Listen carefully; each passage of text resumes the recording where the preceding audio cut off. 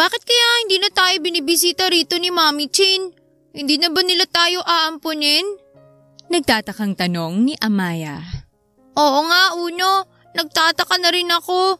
Segunda naman ni Amber. Malapit na ang 5th birthday natin at nakalimutan na yata tayo ni Mami Chin, Uno. Hindi yun. Di ba sabi niya kapag daw may boyfriend na siya ay aampunin na niya tayo? Paniniguradong sambit naman ni Annabel sa mga kapatid niya. Nasan si Mami Chin? Miss na miss ko na siya, Uno. Ako rin. Ako rin naman. Miss na miss ko na rin siya pero hintayin na lamang natin si Mami Chin. Paano nga ba nagsimula ang lahat? May mga bagay tayong bigla na lang ginugustong gawin. Yung tipo bang nabore ka lang kaya naman naisip mong gawin yon. Pero lagi rin nating isipin na kapag gumawa tayo ng isang bagay na hindi pinag-iisipan, may kaakibat yung kamalasan. Swerte ka na lang kung ang matatagpuan mo ay swerte rin. Isang swerteng hahangarin mong makuha at wag nang mawala pa hanggang sa ika'y mamatay. Nanalo ko! Malakas na sigaw ni Ram matapos niyang titigan ang mga numerong tinayaan niya sa diaryong hawak niya. May isang parte roon kung saan niya makikita ang lumabas na mga numero. Walang kapaguran na pagtalon at pagsigaw ang ginawa ni Ram dahil sa tuwang nararamdaman. Kahit nga mga kapitbahay nila ay nabulabog na niya. Nakiusyoso na rin tuloy ang mga ito. Nay! Nanalo ko sa loto! Ang swerte ko! Mabilis na saad ni Ram nang makita ang inang pumasok sa kanilang barong-barong na bahay.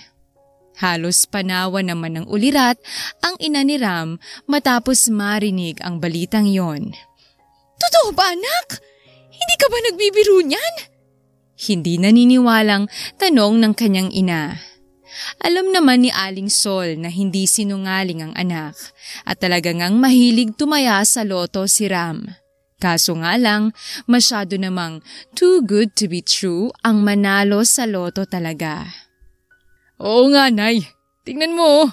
O, diba? Nanalo ko. Ibinigay na lang ni Ram ang hawak na dyaryo kay Sol, kaya naman matapos makita yon ng matanda, tuluyan na itong pinanawan ng ulirat. Nagkagulo ang lahat, pati na ang mga kapitbahay nilang nanonood ay napasigaw dahil sa pangyayari. Parang isang panaginip pa rin para kay Ram ang lahat.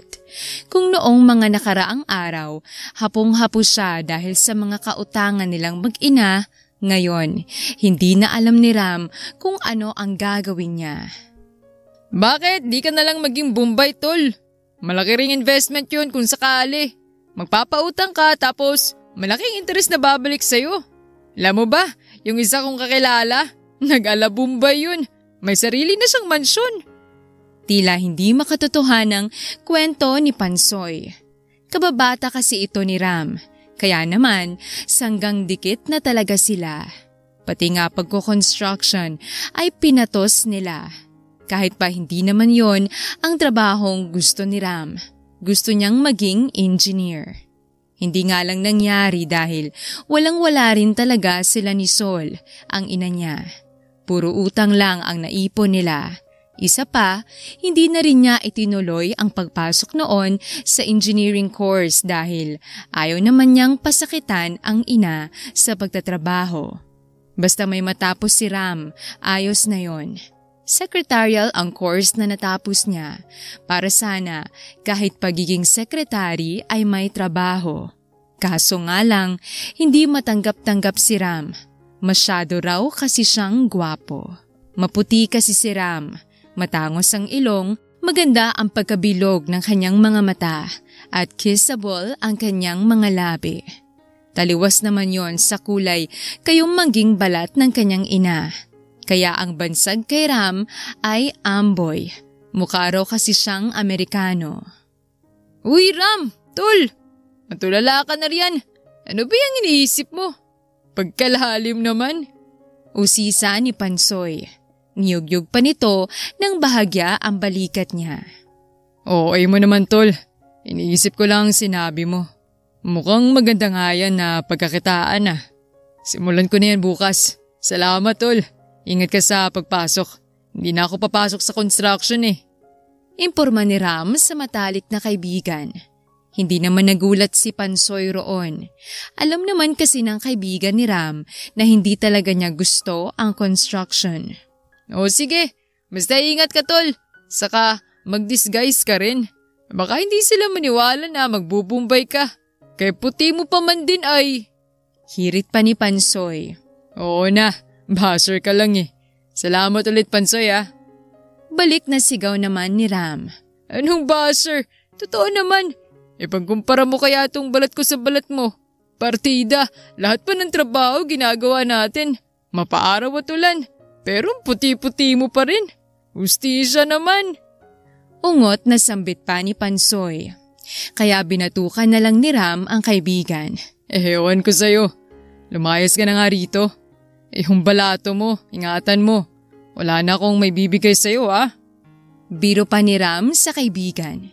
Binigyan niya kasi ng 100K para tulong na rin kay Pansoy. Hindi makapaniwalang kaibigan pero tinanggap pa rin naman nito yon. Alam naman kasi ni Ram, naghihikahos din sa buhay si Pansoy. Mas malala nga lang ang kaibigan. 7 ba naman ang kapatid? Tatawa-tawa na lang si Pansoy at nagpaalam ng aalis na. At nagbiro na baka agawin pa niya ulit ang ibinigay niyang pera dito. Kinabukasan, talaga ngang sinimulan na ni Ram ang plano niya. Bago siya naghanap ng kliyente, nagpakita muna siya kay Pansoy at talaga nga namang approve ang disguise niya sa kaibigan. Kaya hindi na talaga nagpatumpik-tumpik pa si Ram. Nang engganyo na siya ng mga kliyente. Ang talagang pinuntirya niya yung mga may tindahan. Hindi naman siya nabigo dahil talagang may mga nangutang sa kanya. Tuwang-tuwa si Ram dahil doon. Lumipas pa ang mga buwan. Naging parang routine na para kay Ram ang pagiging Bombay niya. Sobra talaga siyang ginanahan na magpautang. Mabibilis din naman kasing magsipaghulog ang mga customer niya. Anak, itigil mo na kaya yung ginagawa mo. Hindi ba panloloko yan? Hindi ka naman kasi tunay na Bombay. Isang araw, nasambit ni Sol kay Ram. Nasa maayos na sala na kasi nila si Ram nang nire-renovate na bahay nila. Doon siya naabutan ng kanyang ina habang nanonood ng basketball. Nay, wala naman akong inaapakan na tao. Hindi ko rin kasi alam kung anong gagawin ko sa napalanunan natin. Kaya naisip ko na magbombay na lang para makatulong na lang din sa iba. Katwira naman ni Ram habang umaayos ng upo mula sa pagkakahiga niya. Natatakot kasi ako anak. Baka kung anong mangyari sa'yo. O kaya naman may makatunog na totoong Bombay talaga. Iisipin nila na ginagawa mo lang katuwaan ang ginagawa nila. Katwiran din ni Sol. Kaya napaisip din si Ram sa sinabing yon ng ina. May punto naman kasi talaga ito. Kaso nga lang, nag-e-enjoy pa kasi siya. Kaya hindi niya gustong mangako sa ina na titigil na siya. Nanahimik na lang si Ram at hindi na sumagot pa. May babaeng kumonta kay Ram. Nahanap lang daw nito ang numero niya mula sa isang kaibigan. Wala itong tindahan pero gusto pa ring mangutang. Kaya naman, pumayag na rin siyang makipagkita rito. Ikaw ba si Chin Francisco? Agad na tanong ni Ram sa isang babaeng may katamtaman ang tangkad. Balingkinita ng katawan pero may isinisigaw na hinaharap. Ang bago niya kasing customer sa isang mall nagtatrabaho. Isa raw itong sales lady. Ako nga yun. Ikaw naman si Ramontano, no? Galing. Yung salita mo, sanina sa wikang Filipino. Komento ni Chin matapos natanungin kung si Ram nga ang nakamotor na nasa harap ni Chin ngayon. Tanging tawa lang ang isinagot ni Ram. Ayaw naman niyang bukuhin ang sarili niya. Baka hindi na mangutang pa ang dalaga. Pero imbes na magsasalita si Ram sa mga kondisyon niya, iba ang nasambit niya. Pwedeng mangutang? Ha? Mangungutang ka? Sa akin talaga? Ako nga tong gustong mangutang sa'yo. Kalurky ka kuya ha? Nakaismid na sabi ni Chin. Ito naman, binibiro lang kita. Natatawang saad ni Ram. Pagkatapos nun ay sinabi na ni Ram ang mga kondisyon niya. Mababa lang naman ang interes na ibinibigay niya, kaya rin talaga marami siyang nabubudol sa kanyang negosyo. Pauwi ka na ba? Gusto mo ba ihatid na lang kita? Tapos bukas ihatid naman kita rito sa mall. Hindi na nagpatumpik-tumpik pa si Ram. Kinapalan na rin talaga niya ang mukha niya kasi ang totoo, para siyang na-love at first sight sa dalaga. Hindi alam ni Chin ang isasagot niya. Estranghero pa ring maituturing ang lalaking balot na nakamotor sa harap niya ngayon. Pero dahil nakaramdam din naman ng pagod si Chin, kinuha na lang niya ang opportunity na yon. O sige, pero wag mo kong papatayin ha. Ikaw ang una kong kakatayin talaga. Pagbabanta ni Chin na tinawanan lang naman ni Ram. Huwag ka mag-alala, hindi naman ako masamang tao. Nakita ko rin kasing pagod ka. Kaya kaysa mapagod ka pa sa pag-commute, iatid na lang kita. Wika ni Ram. Para namang may kung anong dumapong damdamin sa puso ni Chin dahil sa sinabing yon ni Ram. Nakakatuwa dahil may mga mabubuting tao pa rin talaga sa mundo. Ay, wala ka namang girlfriend no? Baka mamaya may sumugod sa akin ha. Sasakalin talaga kita hanggang sa maging violet yung leeg mo. Muli na namang banta ni Chin matapos maalala ang bagay na yon. Ang funny mo, miss. Wala pa akong naging girlfriend. Fling-fling lang kapag gusto kong may mapaglabasan. Basta alam mo na yun, miss. Huwag na nating himayin pa ng todo. Sabay hagalpak ng tawa ni Ram. O na, sige na. Gusto ko nang umuwi kaya ihatid mo na ako. Kapag may ginawa kang masama sa akin ay sa motor pa lang isasakalin na kita. Banta pa ni Chin.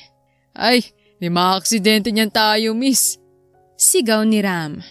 Mabuti nang maaksidente tayo para wala ka nang gawin sa akin, aber? Katwira ni Chin. Hindi nga ako masamang tao, miss. Sabi pa ni Ram. Oh, siya. Tara na nga. Bulalas ni Chin. Sumampa na nga ng tuluyan si Chin. Pero si Ram natatawa pa rin kahit na bumabiyahe na sila. Napailing-iling na lang si Chin. Nasa isip niya kasi parang sinapian ng kabaliwan ang binata. Nang makarating na sila sa bahay ni Chin ay nagpasalamat naman siya sa binata. O ano, hindi mo ba hubarin niyang takip sa mukha mo? Tanong ni Chin sabay turo sa mukha nito. Hindi pwede, miss. Disguise ko to. Walang basagan ng trip ha. Ani Ram at kumunot ang noo ni Chin. Walang basagan trip ang mukha mo. Mabuti at pinagkakatiwalaan ka nila na mangutang sila sa'yo. Sa itsura mo pa lang ay hindi ka mapagkakatiwalaan. Pahayag ni Chin na tila may punto siya. Para din naman to sa kaligtasan ko, miss. Hindi ko pwedeng ipakita mukha ko dahil baka ma-hold up ako. Mamaya niyan ay harangan nila ako sa daan. Abay kawawa naman ako kapag nagkaganon. Hindi na ako niyan makagagala pa. Hinaing ni Ram at napaisip naman si Chin. O siya, may punto ka naman aber. Salamat ulit sa paghatid. Umuwi ka na rin. Ingat sila sa'yo. Paalam ni Chin at bubulong-bulong naman si Ram sa kanya pinaharurot ang motor niya. Uy, salamat ah. Naging hatid sundo mo na ako. 2 buwan pa lang naman tayong magkakilala ah. Tapos ayaw mo pa akong pahatian dyan sa panggasolina mo. Sabi ni Chin. Talaga namang 2 buwan na ang lumipas simula nang mangutang si Chin sa Bombay na si Ram at hanggang ngayon ay may takip pa rin ito sa muka. Nasa isang paresan sina Chin at Ram ngayon. Nasabi kasi ni Chin na nagugutom siya kaya naman agad siyang inaya ni Ram na magpares sila. Hindi naman natumanggi pa si Chin dahil nga sa gutom na talaga siya. Wala yon, ano ka ba? Magkaibigan na kaya tayo. Kahit nga huwag ka nang umutang sa akin eh. Gusto mo ba sustentuhan na lang kita? Nakangiting tanong ni Ram. Hoy, anong akala mo sa akin? Naghahanap ng sugar daddy? Hysterical na bulalas ni Chin sa binata pero napaisip din siya. Pero pwede rin naman. Magkano ba? At nagtawanan na nga silang dalawa. Dahil mabilis nagbago ang isip ng dalaga. Ang miss talaga. Kunwari tatanggi pero gusto rin naman. Basta ikaw miss, lahat ng gusto mo, makukuha mo agad yan. Basta sa akin yung puso mo ha. Bulong ang mga huling salita ni Ram kaya hindi gaanong naintindihan ni Chin. Nang kulitin ni Chin ang binata patungkol doon, puro wala lang ang natatanggap niyang sagot. Umabot hanggang sa paghatid sa kanya sa tinitirhan niyang apartment ang pangungulit ni Chin pero wala talaga siyang nakuhang sagot mula kay Ram. Ano na girl? Ano nang status yun ni Sugar Daddy?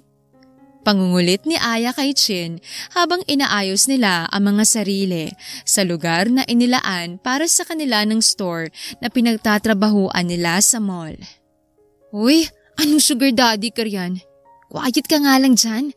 Mamaya, may makarinig sa'yo at ibang isipin nila. Suway naman ni Chin sa itinuturing niyang kaibigan. Magdadalawang taon pa lang si Chin sa pagiging sales lady. Si Aya naman maglilimang taon na. Si Aya ang unang nakipag-interact hanggang sa magturingan na silang magkaibigan nito. Ito namang si ate kong mahaba ang hair. Tinatanong ko lang naman. Malay ko ba, mamaya ikakasal ka na pala. Tapos hindi ka nagsasabi. Aba, hindi ako makakapayag niyan. Gusto ko kaya maging bridesmaid mo. O kaya flower girl. Ani Aya. Tapos ay tila nag-i-imagine na si Aya na nasa isang kasal ito. Paano kasi ay rumampa na ito at nagsabi pa ito ng ten ten ten ten ten ten ten. Buwang na nga ang kaibigan. Ama ka na, Aya. Antok at pagod lang yan. Mabuti pa umuwi na tayo. Muling suway ni Chin sabay Aya sa kaibigan na umuwi na. Mabilis namang sumunod si Aya dahil nakita ngang nakaayos na si Chin at paalis na.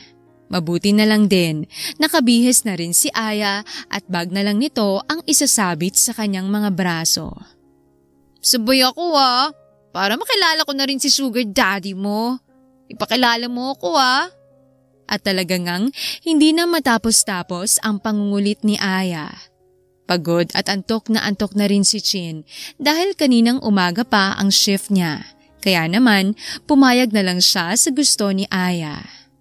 Ram! Agad na tawag ni Chin kay Ram nang marating nila ni Aya kung saan nakapark at naghihintay si Ram. Mabilis namang lumapit si Ram sa kanila at agad na kinuha ang daladala niya. Iti-text na sana kita miss. Buti na lang tinawag mo ko. Tara na.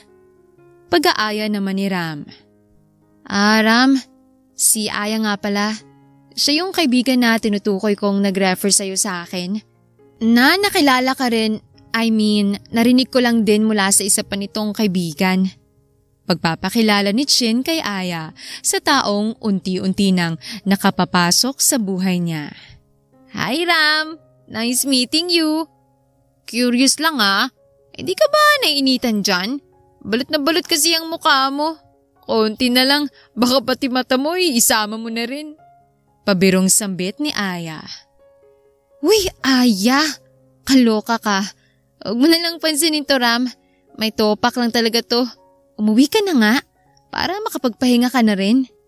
Sabi ni Chin sa kaibigan. Okay lang Chin, mainit naman talaga. Pero ayos na yun, may hangin pa rin naman akong nalalasap. Mapagkumbabang sambit naman ni Ram. May itatanong pa sana si Aya pero pinigilan na ito ni Chin at pinauwi na ang kaibigan. Sinabi niyang bukas na lang ulit sila magkita dahil antok na rin talaga siya. Kaya nagpaalamanan na silang dalawa ni Aya. Hinabilinan pa nito si Ram na may kasamang pagbabanta. Tanging saludo naman ang isinagot ni Ram na may kasamang, "Yes, ma'am." "Salamat ulit, Ram." Bulalas ni Chin nang maihatid na rin siya ng binata sa apartment niya, sabay bigay niya ng helmet nito. No problem, ma'am. Ani naman ni Ram na ikinatawa ni Chin. "Umuwi ka na rin at dahan-dahan lang sa pagmumotor mo Ingat ka." Habili ni Chin. Oo naman, mag-iingat ako. May balak pa akong ligawan ka. Walang prenong saad ni Ram sa dalaga at tinawanan lamang siya nito. "Seryoso ko, miss. Huwag mo kong tawanan." Seryosong sabi ni Ram at nahinto sa pagtawa si Chin. "Sabi ko na nga ba seryoso ka eh." "Ano ka mo?" Gulat na tanong ni Chin. "Liligawan kita. Pwede naman siguro akong manligaw sa'yo, 'di ba? Pareho naman tayong single." Diretsong saad ni Ram. Mariin na nakatikom lang ang bibig ni Chin. Ano? Nauutal na sambit ni Chin at hindi niya alam ang sasabihin niya. "Sige na nga." Pagsang-ayon niya at saka siya nagmamadaling pumasok sa apartment niya. "Hoy, Chin! Wala na yung bawian Sigaw ni Ram na natatawa na lamang sa inasal ng dalaga pero masaya siya dahil pumayag naman itong ligawan niya. Ayos! Kinabukasan ay nagising ng puyat si Chin at hindi pa siya magigising sana kung hindi lang nag-ingay ang cellphone niya at si Ram ang kanina pa tumatawag sa kanya. "Pasok ka, Ram!" Anyaya ni Chin sa binata at nilakihan niya ang pagbukas ng pinto upang makapasok na rin ito. Naghintay na ng matagal ang lalaki sa labas kaya naman naisipan na niya itong papasukin sa apartment niya. "Feel at home Maliligo pa ako dahil malalate na ako sa trabaho ko." Natatarantang sigaw pa ni Chin. Mabilis namang hinuli ni Ram ang siko ni Chin. Dahilan na napahinto siya. "Nakalimutan mo yata na day off mo ngayon, Chin." Wika ni Ram at napatingin si Chin sa kalendaryo niya na nakasabit sa pader. Napatampal na lamang siya sa noo niya. "Ay, oo nga pala. Nakalimutan ko. Anyways, maupo ka na lang dyan at mag-aayos pa ako." Mabilis lang namang maliligo si Chin. Nakahihiya namang harapin ang bisita niya na amoy laway pa siya at hindi maayos ang sarili. Pagbalik niya ay nasa mini kitchen na niya si Ram. "Chin, pinakialaman ko na ang kusina mo May dala kasi akong pang-agahan natin." Nahihiyang sambit ni Ram. "Ayos lang," sagot ni Chin at saka siya umupo. May nakahain na rin kasi at parang nagluto pa ang binata. In fairness, marunong itong mag-arrange ng mga plato sa mesa. "Sige na, kumain na tayo. Hetong kape mo. Magkapehan tayo." Ani Ram na sinabayan pa ng pagkindat. Si Chin naman na tila sinusundot ang tagiliran dahil kilig na kilig siya sa hirit ng lalaki. "Ang weird pa rin, Ram Manliligaw na kita pero ni minsan hindi mo tinanggal ang maskara mo. Mga mata mo lang at labing nakalabas. Nawiwirduhan na nga sa yung mga tao sa tuwing kumakain tayo sa labas. Akalain nilang hold-upper ka. Takot kang ma-hold up kaya nakadisguise ka pero ikaw tong mukhang hold-upper." Mahabang litanya ni Chin na muntik pang mapaso ng kape niya si Ram. "Grabe naman sa mukhang hold-upper, miss." Komento ng binata. Nagkibit balikat si Chin. Sa mukha ka naman talagang hold-upper." Mabuti at pumayag kang ligawan kita kung mukha akong hold-upper, no? Tila may hinanakit na tanong pa ni Ram. "Ewan ko nga rin Hindi ko rin maintindihan ng sarili ko pero kasi magaan ang loob ko sa'yo. Naalala kong sinabi ng mama ko noon, huwag ka raw maghanap ng isang lalaki na puro kilig lang ang ipaparamdam sa'yo. Dahil may expiration din naman yon. Hanapin mong isang tao na magbibigay sa'yo ng kapayapaan sa puso mo. Dahil tiyak, tatagal pa yon." Mahabang sambit ni Chin na ikinatango ni Ram. Nakaramdam pa si Ram ng tila malambot na kamay na humahaplos sa kanyang dibdib. Ayokong mangako, Chin. Pero hayaan mong hindi lang puro kilig ang ipararamdam ko sa'yo. Mararanasan mo rin ang pure love ko sa'yo. Sambit ni Ram at napahawak pa siya sa dibdib niya saka yumuko. Natawa si Chin. Pure love ka riyan. Kumain na nga tayo. Matulin lumipas ang araw at ngayong araw na nga ay balak na ni Chin sagutin ang manliligaw niya, ang bumbay ng buhay niya. Hindi maipagkakaila na nahuhulog na nga si Chin sa binata, kahit wala siyang ideya kung ano ang itsura nito. Wala naman talagang pakialam sa pisikal na kaanyuan si Chin. Basta ba mabuting tao ito at hinahanap nga niyang isang taong magbibigay ng kapayapaan ng kalooban niya na hindi rin siya bibigyan ng pasakit. Inaya ni Chin sa park ang binata pero mas nauna siyang pumunta roon. Chin, pambihira ka naman. Sabi ko naman sa'yo na hintayin mo ako.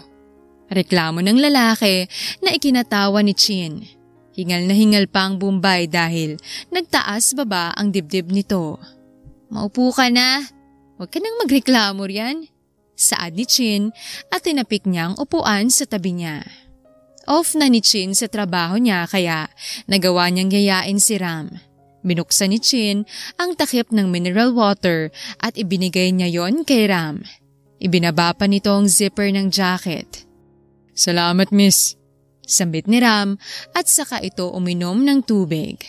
Tuloy-tuloy ang pag-inom nito at nangalahati agad ang tubig. Bakit mukha kang nagmamadaling pumunta rito, Ram? Tanong ni Chin. Nasa kandungan niya ang box ng donut na 2 kapiraso lang ang laman nito. Siyempre, excited ako palaging makita ka.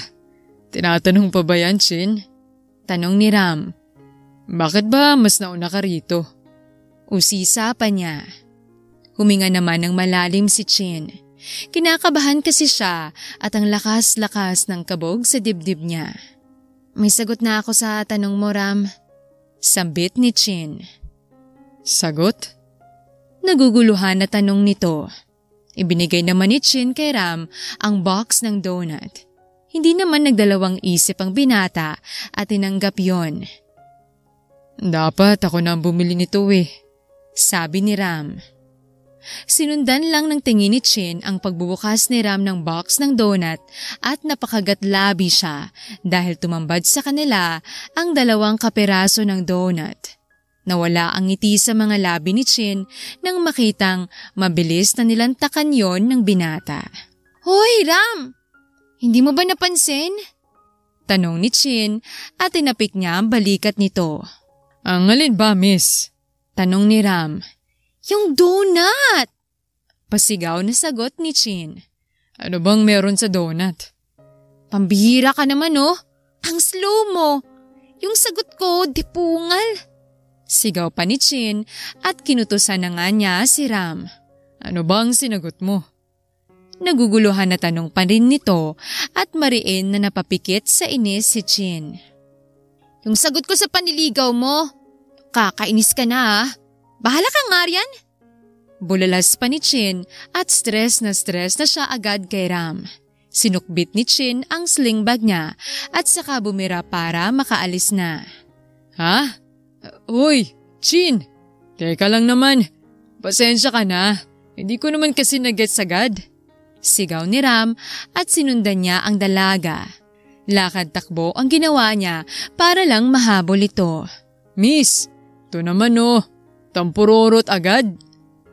Nang makalapit si Ram kay Chin ay hinarangan niya ito sa kanyang mahigpit na niyakap. Pagkatapos ay binuhat niya at umikot sila. Ram! Ibaba mo nga ako! Nakakahiya! Bulalas pa ni Chin at napapikit na lamang siya dahil umiikot din ang paningin niya. Tumatawa lang ng malakas si Ram dahil sa labis na kasiyahan. Paano kasi ay nakuha na nga niya ang matamis na donut ng babaeng nililigawan niya. Oo, donut talaga. Dahil donut naman ang sagot nito na ibig sabihin naman ay oo. Doon lang nagets ni Ram. Kaya naman pala, 2 lang ang laman ng donut sa box nito. Nagtaka pa siya noong una pero hindi naman siya nagtanong pa. Sa wakas, nakuha ko rin ang matamis mong donut. Sigaw pa ni Ram nang maibaba na niya si Chin. Nakapulupot ang mga braso niya sa maliit na bewang ng nobya. Sige, mang-asar ka pa. Break na tayo agad. Naiinis na saad ni Chin at inirapan pa niya si Ram. Chill, miss. High blood ka na agad. Nagdidiwang pa nga ang boyfriend mo. Sabi ni Ram at sinundot niya ang tagiliran ni Chin kaya nakatikim siya ng malakas na hampas sa kamay. Ang sadista naman ng mahal ko. Nangaasar ka kasi. Slow ka na nga. Maingat siyang hinila ng nobyo para yakapin siya. Hindi ka magsisisi na binigay mo sa akin ang donut mo, Chin. Iingatan kita. Aray! Daing ni Ram nang pinagkukurot na siya ni Chin sa tagiliran niya. Tunog mahalin ng pinagsasabi mo, Ram. Tumigil ka na nga. Suway ni Chin at umikot na naman ng mga mata niya.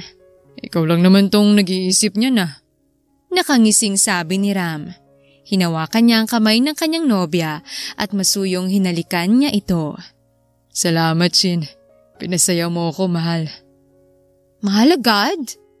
Nag-react naman agad si Chin. Yun naman ang bala ko, ang mahalin ka. May sinseridad na sabi ni Ram. Sa nakikita naman ni Chin na walang halong pagbibiro yun at napaka-sincere nito ay napangiti na lamang siya. Sana nga hindi ako magsisisi na ibinigay ko sa iyong donut. Nakakainis ka talaga, Ram.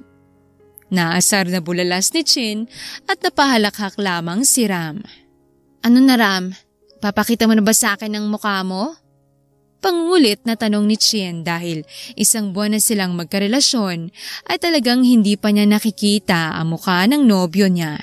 Kaya ang ginawa ni Chin ay umupo siya sa kandungan nito.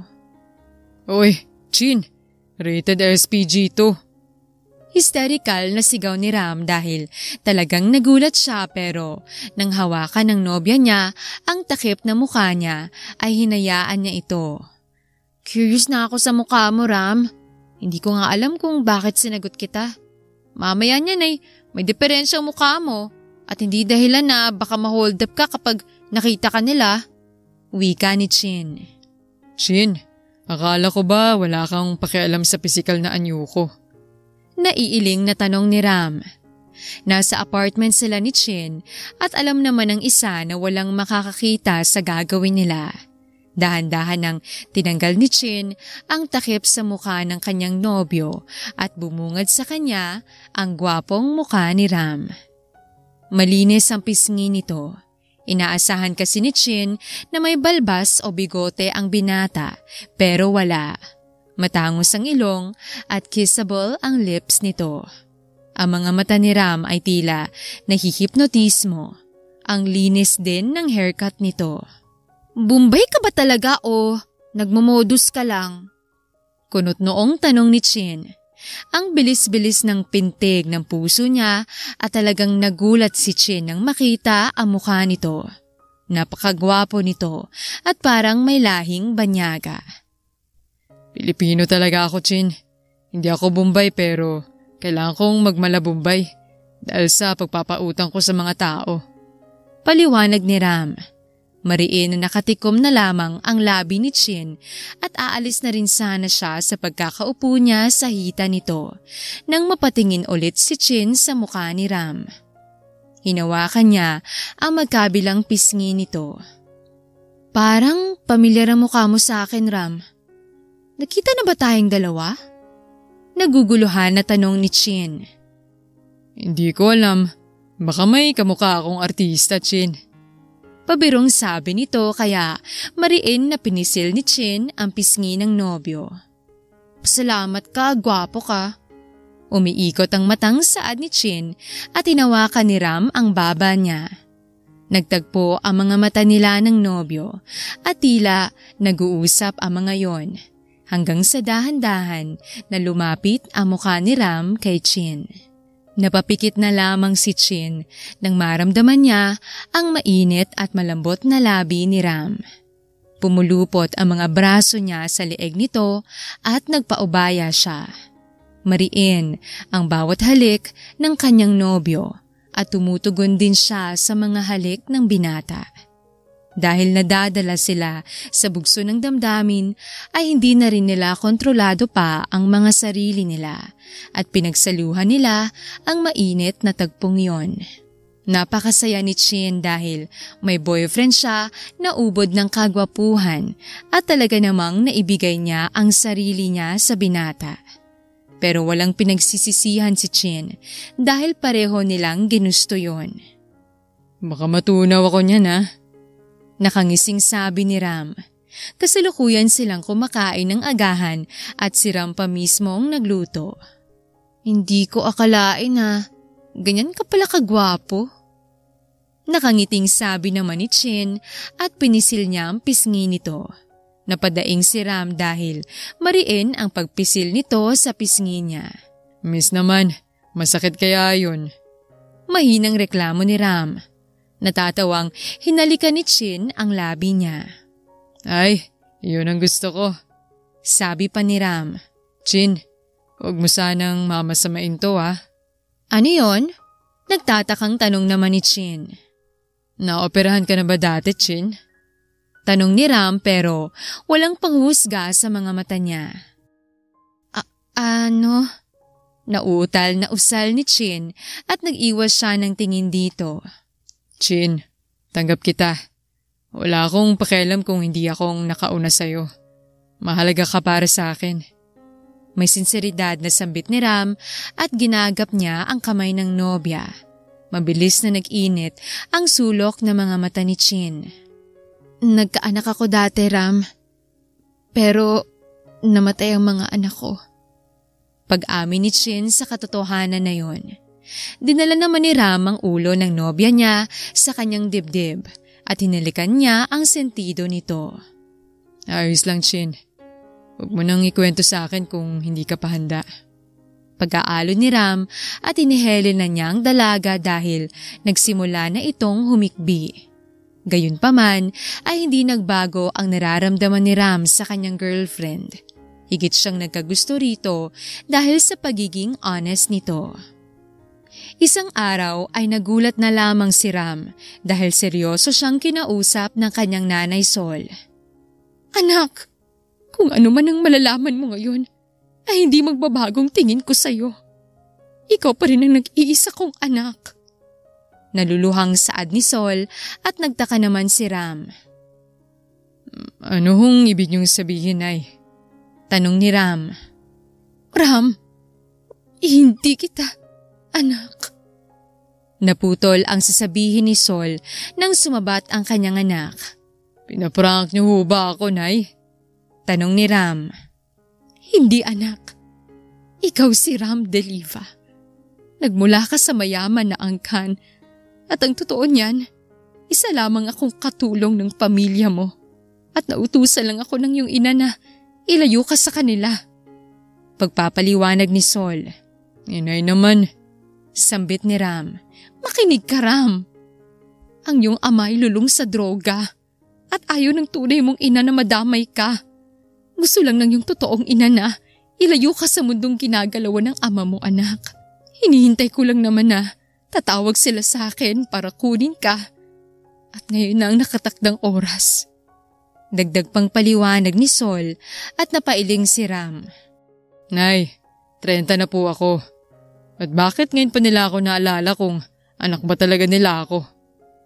Nalilitong tanong pa rin ni Ram dahil talagang hindi niya maintindihan. Dahil wala nang yung ama. Sagot ni Sol at natulala lamang si Ram sa nalaman niyang katotohanan. Kahit na po ganun ang ama ko, may karapatan pa rin naman ako na kilalanin siya, Nay. Bakit ngayon lang? May hinanakit na tanong ni Ram at niyakap lamang siya ng kanyang ina. Gayunpaman ay sinamahan ni Sol ang anak niya na pumunta sa mansyon ng pamilyang Daliva. May nagsundo rin sa kanila. Pagdating nila roon ay isang magandang ginang ang sumalubong sa kanila at umiiyak na agad ito. Napag-alaman niya na ito pala ang kanyang ina. Tinanggap naman ni Ram ang katotohanan na anak mayaman siya. Ang laki mo na, anak! Patawad kung ngayon lang kita pinasundo. Ang lumuluhang sambit ni Doña Ria, ang ina ni Ram. Kahit ngayon lang na nakilala ni Ram ang kanyang ina, ay parang matagal na rin niya itong nakasama. Marahil dahil sa nararamdaman niyang lukso ng dugo. Wala po yun, Mama. Ang importante po ay nandito na ako. At sana po si Nanay Sol. Sabi ni Ram. Ngumiti lamang si Ria at Sol. Maayos naman sana ang relasyon ni Ram at Chin. Subalit, bigla na lamang nakatanggap ng mensahe si Chin na ikakasal na raw si Ram sa ibang babae.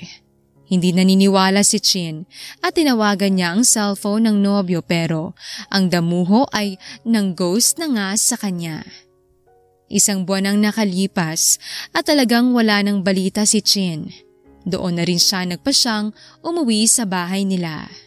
Sa katunayan, hindi naman talaga mahirap si Chin dahil anak mayaman din siya. Ginawa lang yun ni Chin dahil talagang naglaya siya dahil sa sama ng loob sa mga magulang niya. Namatay ang mga anak niya nang hindi niya man lang nasilayan ang mga ito. Mom! Dad! Kadarating ko lang po rito ay gusto niyo na akong ipagkasundo agad sa anak ng kasosyo niyo? Naiinis na tanong ni Chin. Huminahon ka muna, Chin. Suway ng ina ni Chin. Ang daddy niya ay napailing lamang. Anak, maupo ka muna. Sabi naman ng daddy ni Chin. Humugot ng malalim na hininga si Chin. Dad naman! Hindi ko na nga matanggap na nawala sa akin ang mga anak ko. Ay gusto niyo naman akong pahirapan? Broken-hearted po ako ngayon. Dahil iniwan po ako ng boyfriend ko. Umiiyak na saad ni Chin.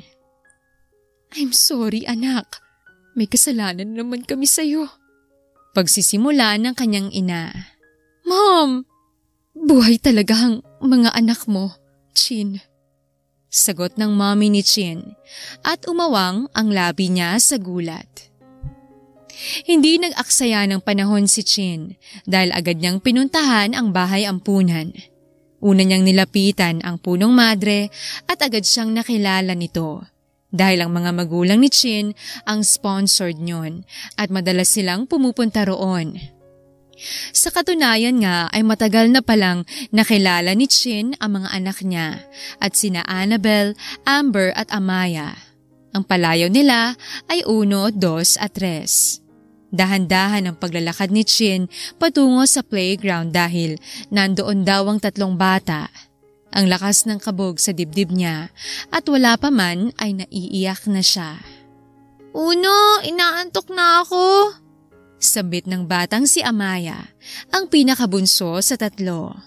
Halika, dito ka humiga sa lap ko. Saad naman ni Annabel. Gusto mo, Tres, kantahan kita ng lullaby? Pagboluntaryo naman ni Amber. Sige po. O siya, pumikit ka na. Kakanta na rin ako. Napatutop na lamang sa dibdib niya si Chin dahil sa nakikita niya ngayon.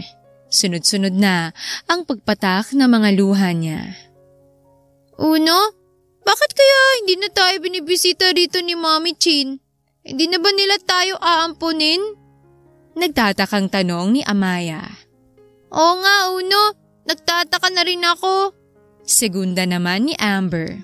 Malapit na ang 5th birthday natin at nakalimutan na yata tayo ni Mommy Chin, Uno. Hindi yun. Di ba sabi niya kapag daw may boyfriend na siya ay aampunin na niya tayo? Paniniguradong sambit naman ni Annabel sa mga kapatid niya. Nasa na si Mommy Chin? Miss na miss ko na siya, Uno. Ako rin naman. Miss na miss ko na rin siya pero hintay na lamang natin si Mommy Chin. Hindi na napigilan pa ni Chin ang sarili niya at nagpakita na siya sa mga bata. Nang mapansin ang presensya niya ay nagulat pa ang mga ito. Mommy Chin! Sabay na bulalas ng 3 bubuwit at dali-dali silang lumapit sa Mommy Chin nila na kanina lang ay iniisip pa nila. Pero ngayon ay nasa harapan na nilang 3. Lumuhod si Chin upang mayakap niya ang mga ito. Halos matumba pa siya nang yakapin siya ng mga anak niya at inakala niya ay nawala na ito sa kanya. Kaya naman pala magaan ang loob ni Chin sa triplets dahil siya pala ang ina ng mga ito at totoong nangako siya na aampunin niya ang mga bata. Kailangan lang na may asawa na siya para maampon niya ito. Hindi kasi pwede kapag single ang aampon sa mga bata. Isa pa, nagpasya na rin si Chin na pakasalan ang lalaking napupusuan ng mga magulang niya para tuluyan na niyang maiuwi sina Annabel, Amber at Amaya. Oh my gosh! Ang mga anak ko! Miss na miss ko na rin kayo. Umiiyak na sambit ni Chin. Ang totoo niyan ay siya rin ang nagbigay ng palayaw ng mga ito. Nagbalik ka po, Mami Chin! Ang tagal ka po naming hinihintay. Akala po namin ay nakalimutan mo na kami, Mami Chin. Hindi mga anak. Hindi kayo makakalimutan ni Mommy. May good news ako sa inyo. Malambing na sabi ni Chin at isa-isa niyang hinalikan ang mga noon nito. Ano po yun? Magkasabay na tanong ng 3 bata. Pwede ko na kayong iuwi sa bahay ko. Dahil may kasama na akong pipirma sa adoption paper nyo. Nakangiting sagot ni Chin at natuwa ang triplets. Wow! Ang laki naman po ng bahay nyo, Mommy Chin! Masayang bulalas ni Uno na ikinangiti ni Chin. Bahay niyo na rin yan pero magkakaroon pa rin tayo ng ibang bahay. May sarili rin po ba kaming kwarto, Mommy Chin? Nahihiyang tanong naman ni Dos at pinagdikit pa niya ang 2 hinduturo niya. Siyempre naman at Mommy na lang ang itawag niyo sa akin. Malambing na sabi ni Chin. Sige po! Sabay na sagot ni Uno at Dos. Si Tres naman ay ngumiti lang. Binuhat ni Chin si Tres at pinauna niyang naglakad ang 2. Pero nagulat siya kung sino ang nadatnan niya sa sala ng kanilang mansyon. Anong ginagawa mo rito? Walang emosyon na tanong ni Chin kay Ram. Tama, si Ram ang nadatnan niya sa bahay nila. Kausap nito ang mga magulang niya. Ay, Chin. Bati nito at nainis lang si Chin. Dahil sa biglang pagkawala ng boyfriend niya ay nasaktan talaga siya. Isama mo pa na nag-aalala siya. Tapos ngayon ay makikita lang ni Chin sa pamamahay niya. Lolo! Lola! Pag-chorus naman ng 3 bubuwit at ibinaba ni Chin si Amaya, aka Tres. Chin, sorry na. Pagmamakaawa naman ni Ram at tumigas lang ang ekspresyon ng mukha ni Chin. Magkakilala na nga kayo, anak. O nga pala, siya ang lalaking pakakasalan mo at sumang-ayon siya sa pag-aampon sa mga anak mo. Dahil nalaman din niya na ikaw ang biological mother ng triplets. Alam niya raw kasi na nangungulila ka sa mga bata, kaya gusto niyang maging masaya ka. Mahabang sambit ng ama ni Chin. Kung ganon, kilala mo na ako? At paano naging ikaw ang mapapangasawa ko? Hindi ba naging pekeng Bombay ka? At bakit ibang kasuotan mo ngayon? Pinasadahan pa ng tingin ni Chin ang ayos ng binata at talagang mukha itong mayaman sa paningin niya. Long story, miss. Pasensya ka na rin kung bigla akong nawala. Gusto ko lang ding itest ang sarili ko kung kaya ba kitang mawala. Pero hindi. Hindi ko kayang mawala ka sa akin, Chin. Sinubukan ni Ram na hawakan ng kamay ng babae ngunit umiwas ito. Huwag mo ko nga hawakan. At sinabi mo rin sa text message na ikakasal ka na. Buwelta pa ni Chin. Nalaman kong ikaw yun, Chin. Dahil pinakita ng mama ko ang litrato mo. At hindi ko rin naman alam na anak mayaman ka pala. Chin, Patawarin mo na ako. Handa naman akong maging ama ng mga anak mo. Magiging best daddy ako. Sigaw pa ni Ram at inarap niya ang triplets. Nilapitan niya rin ang mga ito pero natulala na lamang si Ram sa nakikita niya na mukha ng mga bata. Bumilis ang pintig ng puso ni Ram sa nakikita niyang mukha ng mga ito. Oo, may hawig din ito kay Chin pero bakit yata nakikita niya ang sarili niya sa mga bata? Ikaw po bang magiging daddy namin? Ako po si Annabelle. Uno pong palayo ko. Ako naman po ay si Amber. Dustin pong ibinigay na palayo sa akin ni Mommy Chin. Si Tres po ako. Ay, Amaya pong pangalan ko. Ako si Ram Deliva. Boyfriend ako ng mami niyo.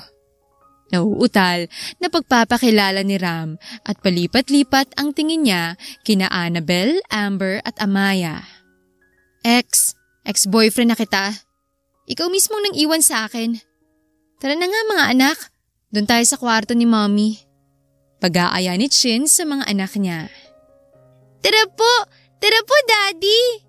Masayang pag-aaya naman ni Tres kay Ram sabay hawak sa kamay nito. Tres, hindi siya kasama anak. Umiiling na wika ni Chin.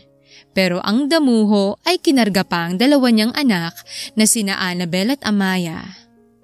Ram, ibaba mo nga ang mga anak ko. Nasaan ang kwarto mo, miss? Doon tayo. Tara. Pag-aaya rin ito at nauna pang umakyat ng hagdan. Nakakainis ka talaga!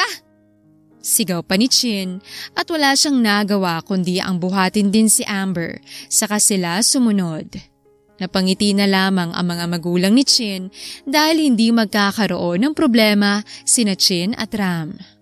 Hindi mo ba napansin ang mukha ng mga apo natin, hon? Na, kamukha ni Ram? Oo. Ang mabuti pa, paimbestigahin mo ang gabing nawala si Chin. At ilang linggo lang nakalipas ay nabuntis siya ng estranghero. Sige, ako nang bahala. Titig na titig si Ram sa tatlong batang magkakamuka. Kanina pa siya naaaliw sa mga ito. Naiintindihan niya ang nararamdaman ni Chin. Mahirap nga ang mawalay ka sa iyong mga anak. At inakala mong namatay sila pero buhay na buhay naman pala. Itinago lang ng mga magulang ni Chin. Ang gaganda niyo naman. Halatang nagmana kayo sa mami niyo. Komento ni Ram at nangalumbaba na siya sa kama. Nakaupo kasi siya sa sahig at nasa kama ang mga ito habang naglalaro. Talaga po? Maganda kami like mommy? Ang nakangiting tanong ni Amaya. Opo, sobrang ganda. Tumatangong sagot ni Ram. Daddy, same po ng nose niyo ni Nados at Tres po ah. Magkamukha rin po kayo. Sabat naman ni Annabelle. Ay, talaga ba? Kanina ko pa nga napapansin. Ano na Ram? Umalis ka na. Kakaabala ka na sa amin. Chin, bati na tayo. Huwag ka nang magalit sa akin. Nagmamakaawang sambit ni Ram. Naglalambing na yumakap siya sa girlfriend niya. Dinala pa ni Ram ang ulo nito sa dibdib niya. Ram! Ang baho mo! Tinulak ni Chin si Ram at napatakip pa ito sa ilong niya. Mabilis nang dumistansya si Ram at inamoy ang kilikili niya. Wala naman akong putok, miss. Grabe ka. Ang bango ko nga dahil bagong biling pabango ko. Basta, umalis ka na. Iyoko sa amoy mo. Pagtataboy ni Chin. Ang sakit mo namang magsalita. Tila may hinanakit na saad ni Ram. Lumapit naman si Amaya kay Ram at inamoy-amoy ang damit nito sa baba. Mommy, mabango naman po si Daddy ah. Halika rito anak, baka madikitan ka ng masangsang niyang amoy. Usal pa ni Chin at napaawang na lamang ang mga labi ni Ram. Mommy, huwag niyo na pong awayin ng Daddy namin. Baka po magtampo si Daddy niyan. Fine, maligo ka ron sa banyo. Ayoko talaga sa amoy mo. Mariin na sabi pa ni Chin at nang makita niya ang pagngiti nito ay inirapan niya. Sige, dyan muna kayo mga anak. Masayang sabi ni Ram. Napailing na lamang si Chin. Kahit na nararamdaman niya ang galit dahil sa biglaan nitong pagkawala, ay masaya pa rin siya. Dahil ito pala ang lalaking napupusuan ng mga magulang niya. At handa ring tumayong ama ng mga bata. Talagang hindi magsisisi si Chin na ibinigay niya ang matamis niyang donut. Ang matamis niyang oo. Masaya na rin siya dahil kasama na ni Chin ang mga anak niya na inakala niyang nawala na talaga. Naligo nga si Ram at binigyan naman siya ng bagong damit ni Chin. Masama pa rin ang tingin nito sa kanya at parang isang tigre na handa siyang kainin ng buo. Napanguso na lamang si Ram. Mahal kita, miss. Sambit ni Ram at mabilis niyang kinantalan ng halik sa labi ang girlfriend niya. Isa, huwag mong painitin ang ulo ko, Ram. Masama pa ang loob ko sa'yo. Lintik ka. Malamig na banta ni Chin at ngumiti lamang si Ram. Sinusuyo-suyo pa rin talaga ni Ram si Chin, kahit pa nga panay ang layo nito sa kanya. Palipat-lipat kasi ito ng kinaroroonan sa malawak nitong kwarto. Chin, mahal.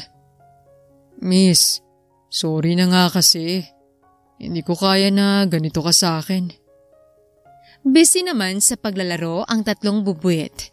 Ang pinagkakaabalahan ng mga ito, yung mga Barbie na laruan ni Chin noong bata pa siya. Oo na. Nakakainis ka naman kasi. Ang sarap mong isakot, ibitin ng patiwarik. Pinag-cruise ni Chin ang mga braso na may halong inis pa rin. Nangiti si Ram at hinawakan ang magkabilang braso ni Chin. Tapos ay inilapat niya ang magkabilang palad niya sa magkabilang pisngi ng dalaga. Hindi ko na kaya na hindi ka makasama sa buhay kong ito, Chin. Manghuhula na akong manghuhula. Pero pakiramdam ko talaga, ikaw na ang babaeng itinakda para sa akin. O, diba? Hindi lang ako nag-alabumbay. Nag-alam manghuhula rin. Sabay tawa ng mahina ni Ram. Hindi na rin napigilan ni Chin ang hindi matawa. Tama naman kasi ang sinasabi ni Ram. Alam mo, kung hindi lang kita mahal, baka hinayaan na lang kita sa buhay na to. Pero naman kasi, itong lintik kong puso. Aba, ikaw ang sinisigaw. Siguro, pinautang mo rin ang puso ko, no?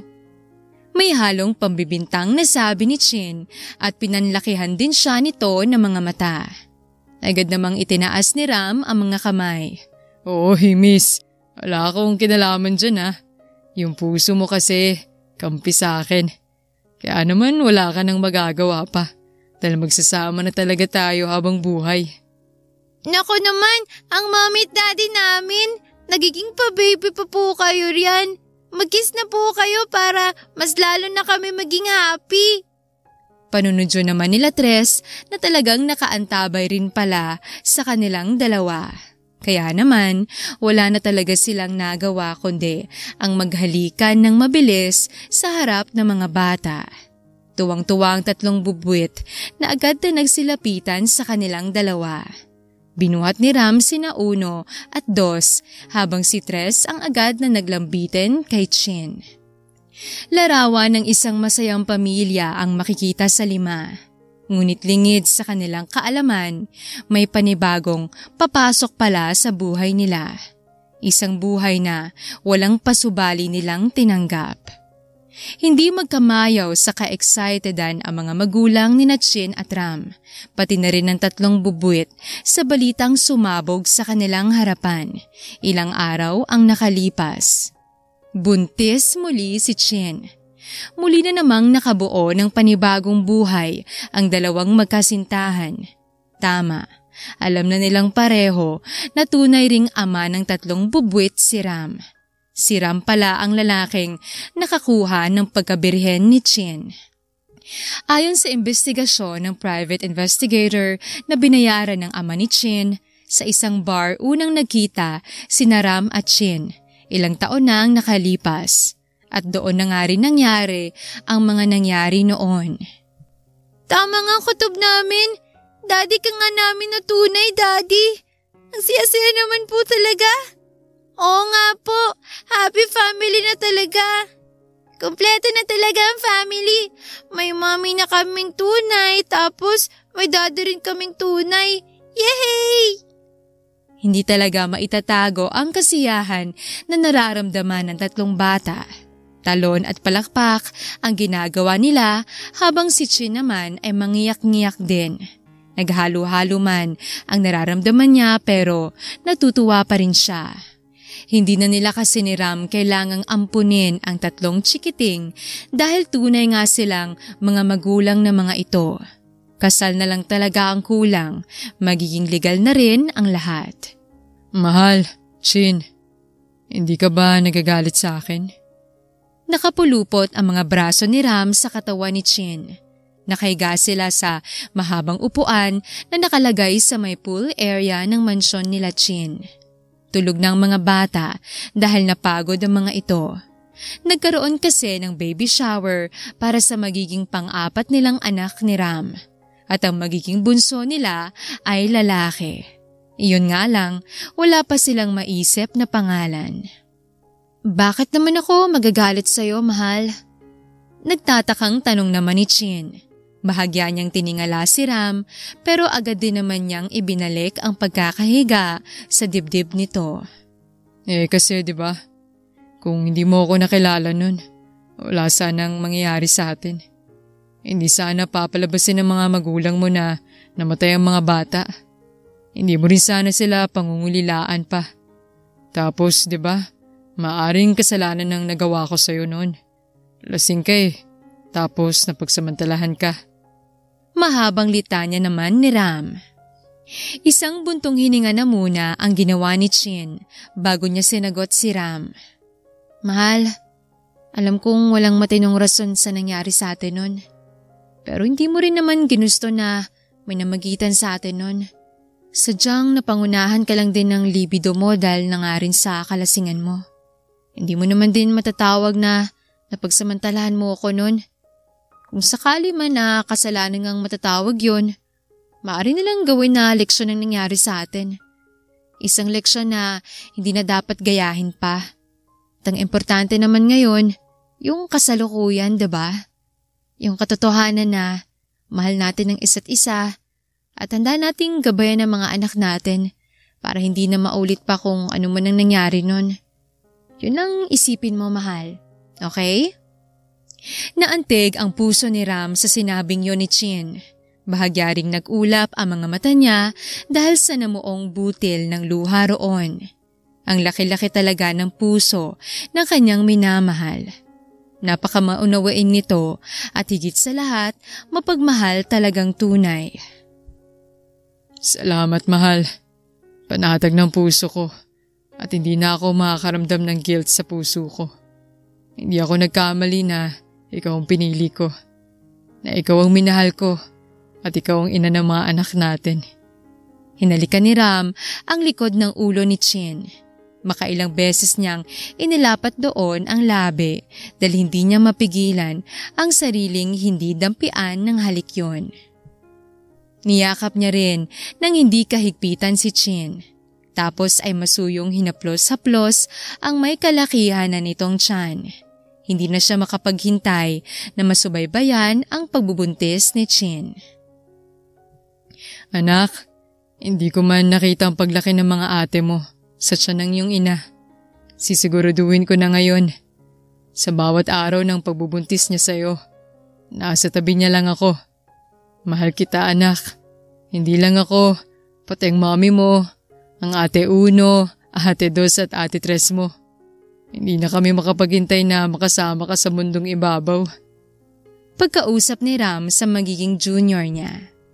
Hindi pa nasasabi ni Ram kay Chin pero gusto niya sanang isuwestiyon sa kanyang nobya na Ram na lang din ang maging pangalan ng kanilang anak at may kasamang junior yon para ang magiging palayaw nito ay junior.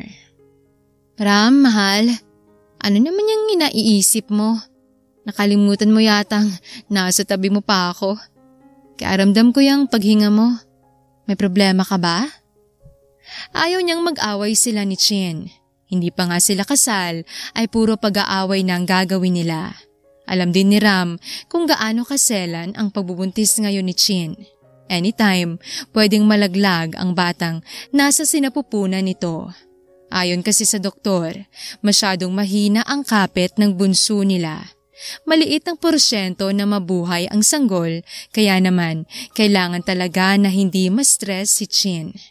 Napurnadang kasal nila ni Chin dahil na rin nga sa pagbubuntis nito. Napagkasunduan nilang dalawa na sa susunod na taon na lang nila ituloy yon. Dahil alam ni Ram na stressful ang preparation. Tapos nagmamaktol din ang nobya niya na baka magbuka siyang butete habang naglalakad patungo sa altar. Mahal talaga. Kahit ano pang maging itsura mo, nasa sayo pa rin ang paningin ko. Hindi ko rin kaya hayaan na makuha ka pa ng iba. Aba, nasa akin ka na. Tapos aangkinin ka pa ng iba? Pangangampante pa ni Ram sa patuloy na nagmamaktol na si Chin noong araw na nag-uusap sila tungkol sa kung ano nga ang mangyayari sa kasal.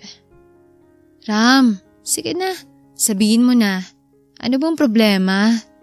Pangungulit pa ni Chin na nagpabalik kay Ram sa kasalukuyang isipan. Kaya wala na talagang nagawa pa si Ram kung hindi sabihin ang nasa isip niya. Bahala na. Kasi mahal, naisip ko lang na pwede kayang Ram Jr. na lang ang maging pangalan ng anak natin para maging palayaw niya ay Junior. Naisip ko lang naman, mahal. Pero kung ayaw mo, ayos lang din. Mas gusto ko pa rin na ikaw ang magdesisyon para sa pangalan niya. May paligoy-ligoy na pagsasalita ni Ram kasi nga ayaw niya na sumama ang loob ni Chin. At isipin nito na pinangungunahan niya ang desisyon nito. Si Chin naman ay bahagyang napatawa sa asal na yon ng kanyang mahal. Para sa kanya ay ang cute-cute ni Ram. Akalain ba naman ito na baka aayaw siya kung yun nga ang maging pangalan para sa bunso nila? Ano ko ba naman, mahal? Kung anong gusto mo ay siyang magiging pangalan ng baby natin. Isa pa, gusto ko rin talaga na ikaw ang magpangalan sa kanya dahil ikaw naman din ang ama niya. At yun na nga, hindi man makatalon sa tuwa si Ram, ramdam na ramdam pa rin ang kasiyahan niya. Mababati din ang pagkalawak-lawak niyang ngiti dahil sa tuwa. Mahal na mahal talaga kita, Chin. Higit pa sa inaasahan mo. Marubdob na anunsyo ni Ram. Abay, hindi rin ako papatalo. Mas mahal na mahal kaya kita. At huwag ka nang umalma pa. Bawal na. Natawa na lang si Ram at hindi na nga umalma pa. Niyakap na lang niyang muli ang nobya sabay pikit ng kanyang mga mata. Nagpasalamat kasi siya sa itaas at humiling na naway huwag niyang hayaan na bawiin ang buhay na ibinigay sa kanila. Hello, Daddy! Ang ganda po! May fire pa! Para tuloy talaga nasa camp tayo. Mommy, ang ganda po! Di ba? Manghang saad ni Tres, sabay palakpak pa ng kanyang mumunting mga kamay. Dahil nga hindi pwede na bumiyahe sa kung saan-saan si Chin, naisip na lang ni Ram na gawin parang camp ang malapit sa may pool area. Medyo may kaliitan lang ang pwesto na yon, pero kakasya naman silang 3. Malaking tent ang inayos na para magkasya silang 5 roon. Naganda rin si Ram ng marshmallows para yon ang ilalagay sa stick at bahagyang iinitin doon sa apoy. Daddy, ngayon lang po namin naranasan to. Kaya thank you po ha. Pagpapasalamat naman ni Dos. Yumakap din ito sa kanya at hinalikan ng pisngi niya ng makailang beses. Basta para sa inyo mga anak, hindi ako mapapagod na gumawa ng paraan para mapasaya kayo at ang mommy nyo. Tumingin sa gawin ni Chin si Ram. Nasa may tabi ni Chin, nakaupo si Uno na busy na sa pagkain ng marshmallows. Mahal kita. Sambit ni Ram na wala mang boses pero mababasa pa rin yon sa labi niya kung tititigan ang bawat bukas ng labi niya. Nagsabi rin si Chin ng damdamin niya katulad sa ginawa ni Ram. Halina kayo, Umupo na muna tayo at para rin masimulan na natin ang pagkain sa marshmallows at gumawa na rin ng s'mores. Baka maubos na ni Uno yun. Natatawang biro ni Ram. Si Uno naman ay sinimangutan si Ram. Mami, ang daddy Inaaway po ko. Nakangusong wika nito habang nasa ina ang paningin. Ay, hayaan mo yung daddy mo anak. Hindi natin yan talaga bibigyan ng marshmallows para hindi makagawa ng s'mores niya. Pangungunsinti naman ni Chin na tumatawa-tawa rin habang nagsasalita. Kaya naman si Uno ay hindi na rin nagpatinag pa. Talagang inasar na rin niya ang ama dahil sa pagkampe ng kanyang ina. Bleh! Hindi na ikaw ang love ni Mommy, Daddy. Mas love niya pa rin po ako. Ganun Dahil dyan, narito na ang Kiliti Squad. At nilapitan na nga ni Ram si Uno at pinagkikiliti ang anak niya sa tagiliran nito. Nakisali rin ang dalawang kapatid kaya walang ibang nagawa si Uno kung hindi mapahagik-gik. Daddy, stress! Stop na! Hindi ko na po kaya. Hindi na po kita aasarin, Daddy. Promise po. Tila pagtanggap ni Uno sa kanyang pagkatalo. Hindi man din kasi siya matutulungan ng kanyang mommy dahil nga buntis ito. Wala na, talo na si Ate Uno. Hindi kinayang Kiliti Squad. Patuloy na pang-asar naman ni Tres kaya ang nangyari ay siya naman ang nakiliti. Hanggang sa si Dos ang sumunod. Puro lang tawanan ang mag-anak doon. Ang ina naman ni Ram at mga magulang ni Chin na nanonood pala sa mag-anak, hindi rin mawala ang mga ngiti. Ang puso nila ay tunay na masaya para sa mga anak. Mga anak na unti-unti na ring bumubuo ng kanilang sariling pamilya. Tunay na maswerte ang anak ko kay Chin. Kitang-kita ko sa mga mata ni Ram kung gaano siya kasaya. At sa tuwing ko kwento niya rin ang pamilya niya sa akin, hindi matapos-tapos ang ngiti niya. Pagbabahagi ni Ria sa mga magiging balae niya. Matagal na rin namang kaibigan ng dalawa dahil ang ama ni Chin ay dating kasosyo sa negosyo ng namayapang ama ni Ram. Tapos doon din nagsimula ang pagkakaibigan ni Ria at Sally. Malaki talaga ang pagsisisi namin ni Manuel. Dahil sa takot naming masira ang pangalan at reputasyon ng pamilya. Itinago namin kay Chin ang katotohanan. Buti na lang din talaga at napakabuti ng puso niya. Mabilis niya kaming napatawad. Saad naman ni Sally. Humawak naman sa mga balikat niya ang asawa niyang si Manuel. At mahinang pinisil-pisil ni Manuel ang mga balikat ni Sally. Hindi ko kayo masisisi riyan, Mare. Gano'n naman talaga, di ba?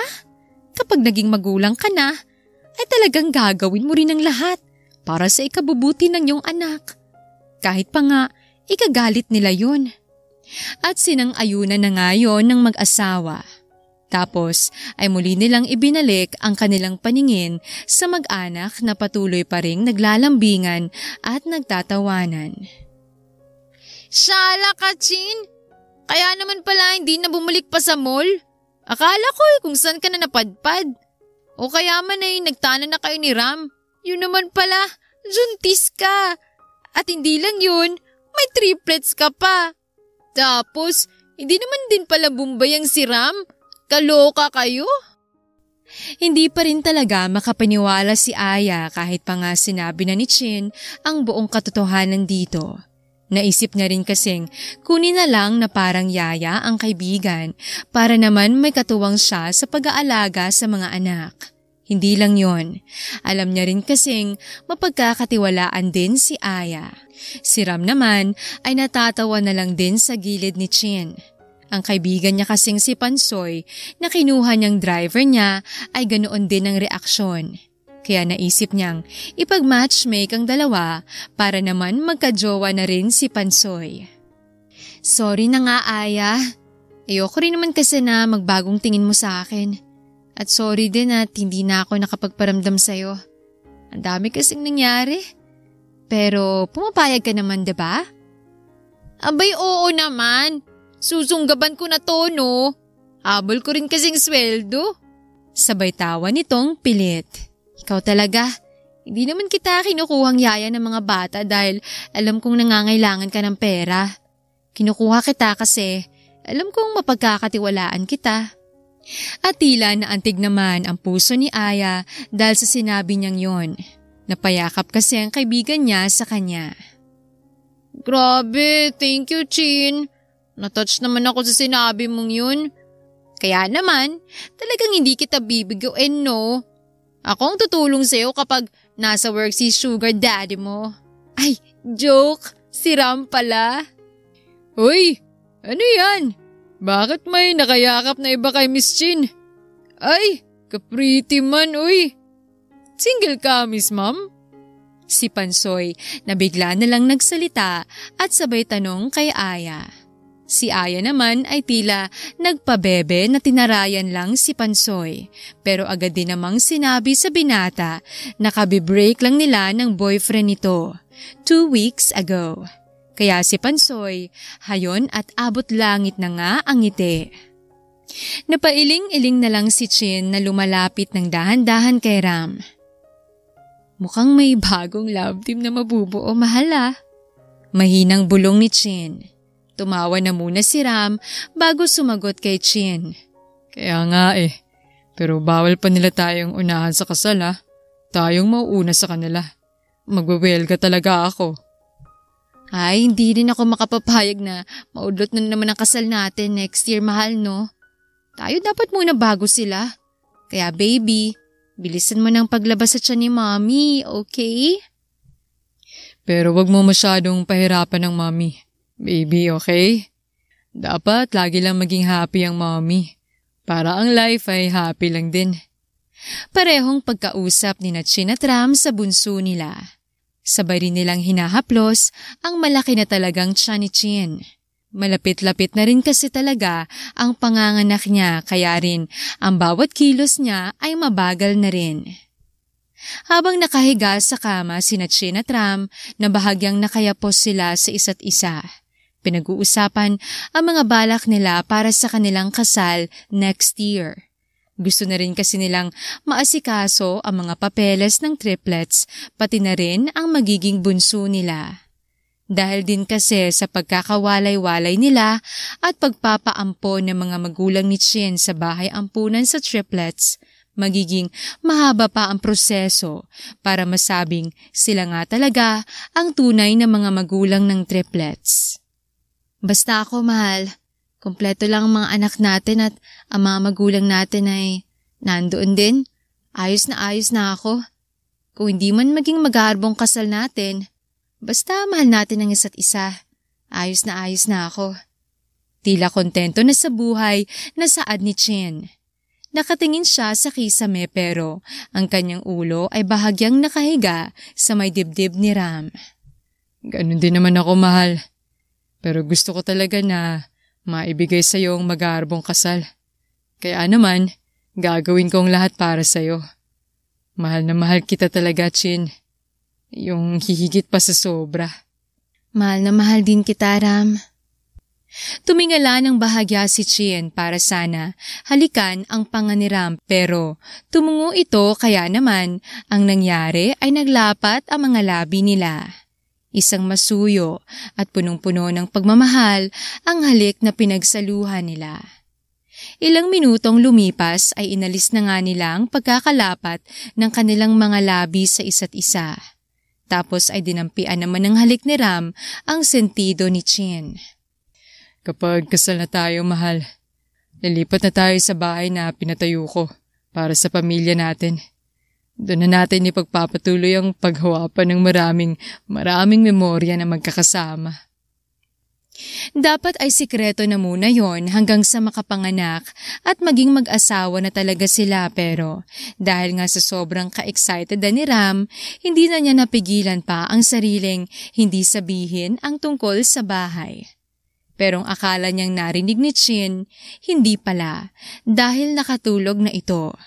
Naging mahimbing ang tulog nito nakatabi siya. Dahan-dahang inalis ni Ram ang kanyang braso sa ulo ni Chin. Ang ipinalit niya ay ang unan. para kapag gising ni Chin ay hindi mangalay ang batok nito. Patuloy lang pinagmasdan ni Ram si Chin habang masuyong hinahaplos ang tiyan nito. Nakaramdam siya ng parang may sumipa roon kaya naman laking tuwa niya rin talaga. Junior ko, labas ka na riyan para mabilis ka ring lumaki na. At tapos ay maglalaro tayo ng basketball.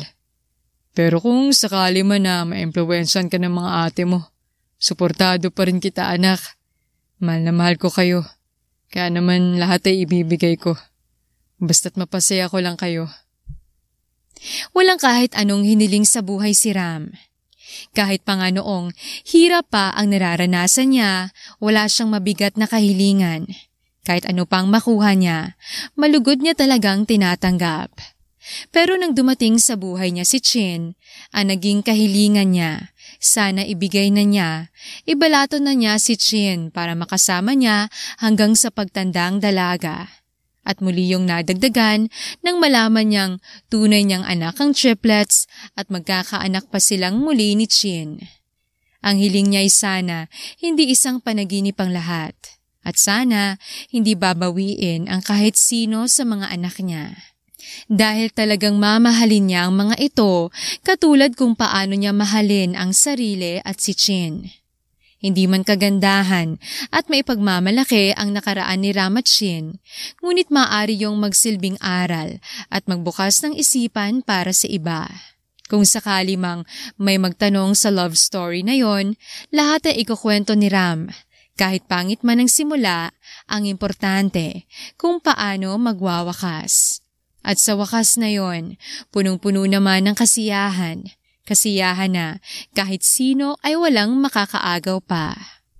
Tunay na magarbo ang naging kasal ni Ram at Chin. Makalipas ang 1 taon. Lahat ay kumpleto sa kasal na yon. Kahit pa nga ang mga kasosyo ng mga magulang nila ay naroon. Congratulations sa inyo, newlyweds! Yun palagi ang sinasabi ng mga taong bumabati sa kanila nang nasa reception na sila. Kaya naman, ang palagi nilang sagot ay, "Maraming salamat po at maraming salamat din po sa pagpunta nyo." Pagod man at antok na ang bagong kasal, ine-entertain pa rin nila ang mga bisita hanggang sa matapos ang oras. May after party pa sana pero hindi na sila tumuloy pa dahil hindi na rin talaga kaya ng powers nila. Pati nga ang opisyal na honeymoon nila ay hindi nangyari. Paano'y nakatulog na ang mag-asawa. Kaya pagising nila kinabukasan ay pareho nilang inasar-asar ang isa't isa. Siya, hindi na ako makikipagtalo pa sa'yo, mahal. Basta ang importante ay mahal kita. Tapos ang usapan. Pagtatapos ni Ram sa asaran na yon at pagdideklara niya ng kanyang pagsuko.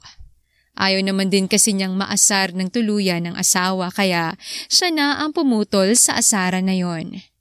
Makalipas ang ilang araw, bumiyahe na si Ram at Chin patungo sa Las Vegas para roon mag-honeymoon. Hindi kasamang mga bata kaya naman bago umalis ay sandamakmak na habilin muna ang sinabi ni Chin. Wala na rin kasi sila sa bahay ng mga magulang ni Chin. Tuluyan na ngang lumipat sa pinatayong bahay ni Ram ang mag-anak. 2 araw makalipas ang kasal. Nangako naman din ang mga magulang nila na bibisita-bisita sa bahay kaya naman panatag ang mag-asawa na iwan ang mga bata. "Mommy, pagbalik niyo po, may baby brother or sister po ba ulit kami?" Inosenteng tanong ni Uno habang nagpapaalaman sila.